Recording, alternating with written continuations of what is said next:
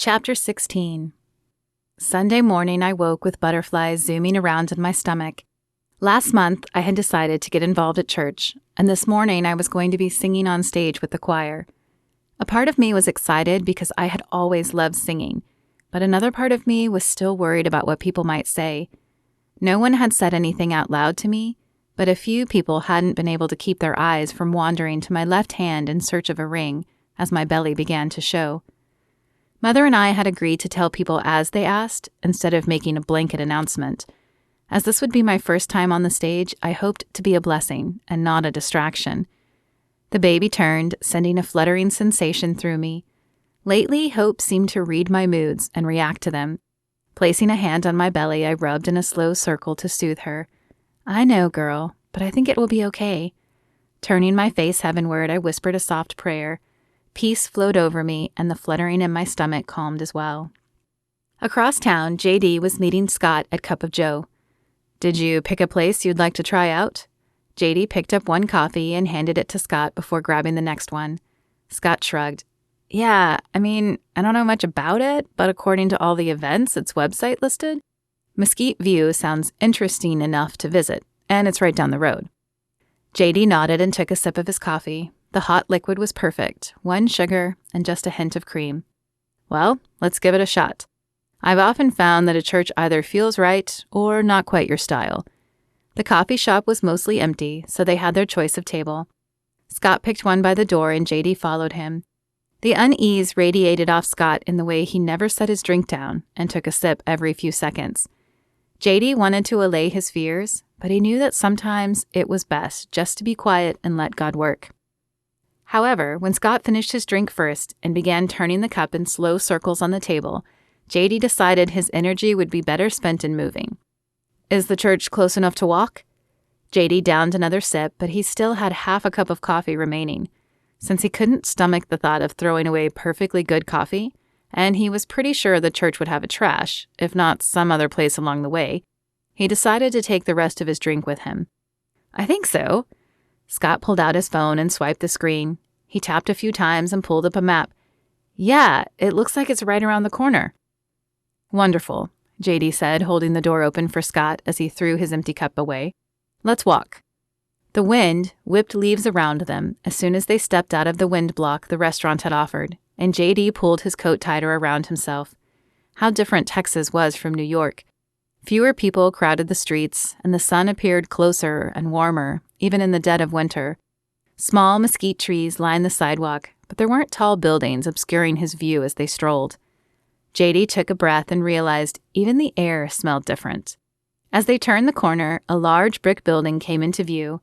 The church, along with its front and back parking lot, covered a quarter of a block. 3 large crosses sat atop the middle roof. "It's a pretty big place," JD said as they crossed the crowded parking lot. A few people milled around the front entrance, conversing with each other and greeting people that approached. An older gentleman with a bald pate but a white fluffy beard and mustache trundled their direction. He was dressed in a black suit coat, pants, and a blue tie. JD hoped they wouldn't be too underdressed in their dress slacks and button-down shirts. "Welcome," he said, and handed them a program. Another man opened the door for them, younger and with a full head of hair. JD was relieved to see he wasn't wearing a suit coat, though he did still have on a tie. "The sanctuary's ahead, and the bathrooms are around that corner. Have a great morning." JD nodded back, and he and Scott filed into the large sanctuary. A stage with a piano, guitars, and a drum set adorning it stretched across the front of the room, and a large cross stood on the left side. White screens behind the stage and on either side flashed announcements. Instead of pews, rows of padded chairs filled the room, separated into 3 sections. JD led the way to an empty row on the right side and sat down. Scott followed, though his gaze was flicking from one item to the next in the large room. JD opened the pamphlet and began reading the offerings. "Look, Scott, this place has Bible studies and a great men's group. That's one thing you want to look for in a church, because you need to find a place to get connected. They also have a worship team if you sing or play an instrument, and a prayer team if you want to join." As if on cue, people began filing onto the stage. JD hadn't noticed the rows of risers in the back, but they drew his attention as the people filed onto them. It was a large choir as the top row soon filled, then the middle row, then the bottom row began filling. At the very end of the line of people currently taking the stage was a woman with long, dark hair that rippled like moonlight on the ocean. JD's heart stopped and his breath caught. He remembered that hair, how it had smelled of flowers and vanilla, and how he had longed to run his fingers through it. He blinked his eyes. Surely it wasn't her, though, as the Callie he had met didn't seem like the type to be singing in the choir on Sundays. As she stepped on the riser and began to turn, he leaned forward in his seat. "What's wrong?" Scott asked beside him. His change in posture must have caught the man's attention. JD held his finger up. He just needed another minute. The woman turned and JD's heart shattered. He fell back against the chair back, feeling as if he'd just gotten punched in the gut. "Are you okay?" Scott needed an explanation, but JD didn't have the words yet. He couldn't even make his mind grasp the image he was seeing. How could he explain it? He had been so sure. The worship team had taken the stage sometime in his shock, and the music began.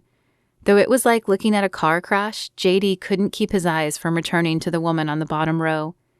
He couldn't see the color of her eyes from here, but he knew they were green, deep like an emerald, but with flecks of gold in them. They were emblazoned in his memory, both from their short time together and from the countless times he had stared at the picture. She smiled, and the dimple on each side of her mouth became visible. The sight both elated JD and broke his heart even further, if that was possible. He wanted to know what had happened to her, where this change had come from. He couldn't imagine that the man he had met on the last day he had seen her had inspired this change in her. The look of apprehension had been visible in her eyes even then, when that arrogant man had pulled her close, staking his claim. But clearly something had happened.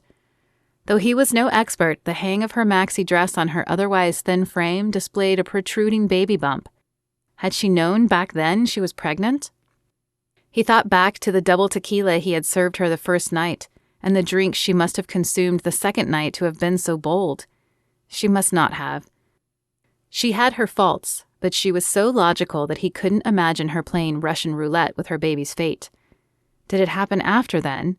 He didn't want to imagine her sharing a bed with the man who had broken her heart and upended her life, but he knew she must have. He wished he could gauge how far along she was, until he realized it didn't matter. Whether she was 1 week or 38, she was clearly now attached to another man, and therefore off the market. Scott was still staring at him, waiting for some explanation. "I'll tell you after the service," JD whispered, surprised that his voice wasn't shaking when the rest of him seemed to be. "Let's just enjoy the message." JD forced his eyes to the screen farthest from Callie's face and tried to join in the singing. He felt terrible that he was ruining the experience for Scott, and even worse that he felt angry at God. He had been so sure when she kept appearing in his thoughts and entering his mind that God would reunite them. He hadn't expected it to end this way. The music ended and the choir filed off the stage. JD's eyes followed Callie, unable to look away and curious to see who she sat with. She crossed in front of their section and turned down the aisle. JD shifted in his seat to follow her path. A right turn brought her into a row and she took the seat next to... Is that the woman from the inn? There was no man beside her, which set off another round of questions. Was he at work? Or maybe a non-believer who was at home watching football instead? Was there a small chance that maybe there was no man? JD hadn't pegged the fiancé as the type of man ready to settle down, and he could certainly imagine the fool fleeing the responsibility of a child. Though that situation would be worse for Callie, JD couldn't help holding on to the tiny shred of hope that had taken root. However, he was now also tasked with the need to find a new living arrangement soon. He had been so busy the last few days that he hadn't begun looking at apartments yet, but he didn't want to take the chance of running into Callie at the inn either, since it appeared the owner was her mother or some other close relative or friend. Forcing his focus back to the message, JD adjusted his position so that his back was to Callie. He'd have to make an obvious shift to see her now, and that thought kept his eyes on the stage and the thin man with graying hair that was speaking. When the service ended, JD glanced back at where Callie had been sitting as he gathered his coat and Bible, but the seats were empty. Scott turned to follow his gaze. "Are you gonna tell me what's going on?" JD nodded. "Let's grab some lunch and I'll fill you in. Hopefully you can help me with another problem too." My hand rubbed my belly as I smiled and waved goodbye to a family with one small, rambunctious toddler. Though the little girl was beautiful, I couldn't help but hope my own daughter would be a little calmer. My mother, no longer much of a singer, had gotten involved in church by joining the greeting committee instead. So each week she either greeted the people coming in or stood at one of the exits to bid those leaving farewell. I wasn't sure how I had gotten roped into helping today, but I pasted a smile on my face and did my best to ignore the throbbing in my feet. Standing on the stage for the 20 minutes of singing had taken its toll, and I couldn't wait to get home and put my feet up. If only I had someone who would massage them gently as well. As I scanned the thinning hallway for anyone else headed our direction, 2 men exiting the front entrance caught my eye. Could it be? "I'll be right back, Mom," I called over my shoulder, already heading down the carpeted hallway. The man I could see clearest I didn't recognize. He was tall, with short brown hair, but I could have sworn that I'd seen a flash of that chin-length brown hair that haunted my dreams. The taller man moved, unhampering my view of the slightly shorter man beside him, and my feet stalled. There was no mistaking that face, even though it was only in profile. Though the hallway traffic had thinned, there were still too many people for me to maneuver through and reach them on time, and besides, my feet no longer seemed to want to cooperate. I could yell, but that would be rude in church. Plus, it would attract more attention than I wanted, and on the slim chance that I was wrong, it would be extremely embarrassing. So, for the second time in less than a week, I watched JD walk out of my life again. With his passage out the door and out of sight, my feet regained their ability to move, and shoulders sagging, I returned to my mother. What was that about? It was him again. I saw JD, but I couldn't reach him in time. I have to find him, Mother. I just have to. So, let me get this straight, Scott said after JD had laid out the whole story. The girl you thought you loved is pregnant with another man's baby here in this town, and her mother is the owner of the place you're staying? Okay, so I'm not positive it's her mother, but that's the gist of it, JD said. Why are you smiling? I'm sorry, Scott laughed. It's just that your story sounds a little like a bad Lifetime movie. My ex-girlfriend used to watch them all the time. I think that might be one reason we broke up. A small smile tugged at the corner of JD's mouth. It did sound like a bad Lifetime movie. He just wished it weren't reality, and that it wasn't his current situation. So, can you help me or not? Scott nodded as he finished chewing the bite of burger he had in his mouth. I can. I have a friend who deals with the residential. I'm sure she can get you a great place quickly. JD should have felt relieved, but that nagging seed of hope reared its head and reminded him that he didn't know for sure. There had been no man next to her during church, and he hadn't seen a ring, though she had been too far away to see her hand clearly. What if there was a chance she was single and he was leaving the best connection to her? Of course, on the other hand, he couldn't stay there forever anyway. He would need to get an apartment for the rest of his stay, regardless of Callie. Cindy said she could meet you tomorrow at 10 to show you a few places. Are you free then? JD glanced up. He had been so absorbed in his own thoughts that he hadn't even seen Scott texting on the phone he held in his hand.